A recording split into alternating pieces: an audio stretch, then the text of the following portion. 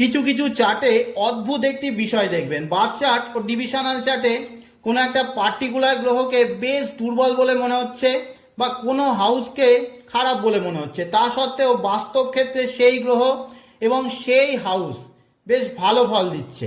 এরকম মৃত গ্রহ ও মৃত ঘরকে বাঁচানোর ক্ষমতা আছে এমন এক গ্রহের, যার কাছে মৃত সঞ্জীবনী মন্ত্র ছিল।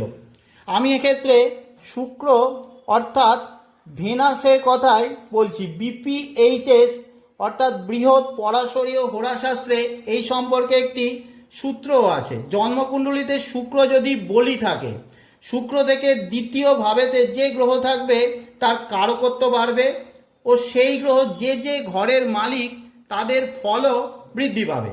এই শ্লোককে ডিকোড করতে গেলে আপনি যে কোনো লগ্নের ব্যক্তি হতে পারেন। উদাহরণ হিসাবে ধরলাম আপনি একজন এই কুম্ভ লগ্নের ব্যক্তি, শুক্র রয়েছে পঞ্চম ভাবেতে অর্থাৎ মিথুন রাশির ঘরেতে।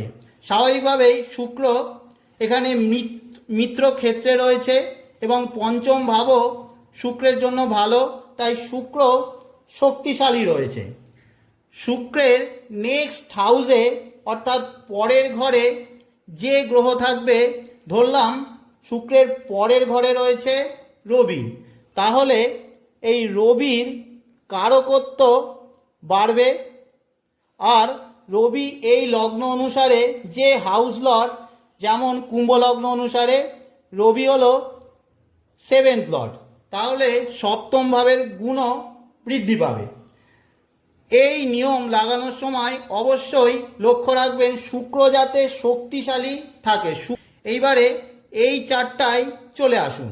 এখানে আপাত দৃষ্টিতে শনিকে দুর্বল বলে মনে হচ্ছে, কারণ শত্রু মঙ্গলের ঘরেতে, কিন্তু শুক্র এখানে শক্তিশালী, সে স্বক্ষেত্রে এবং মিত্র গ্রহ বুধের সাথে রয়েছে। সুতরাং শুক্র বাঁচাবে কাকে?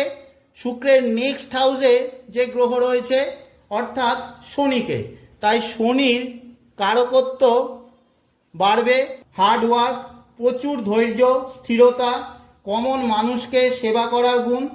আর চতুর্থ ভাবের কারকত্ব বাড়বে, পাবলিক ফেম, পাবলিকের জন্য কাজ, মায়ের মতো নার্চারিং কোয়ালিটি। পঞ্চম ভাবের মালিকও শনি, এডুকেশান, পূর্বপুণ্য, যশ ভাগ্য ভালো হবে। এই চারটা গান্ধীজির জন্মছক। স্বাভাবিকভাবেই এই লগ্ন অনুসারে শনি হলো রাজ্যকারী গ্রহ।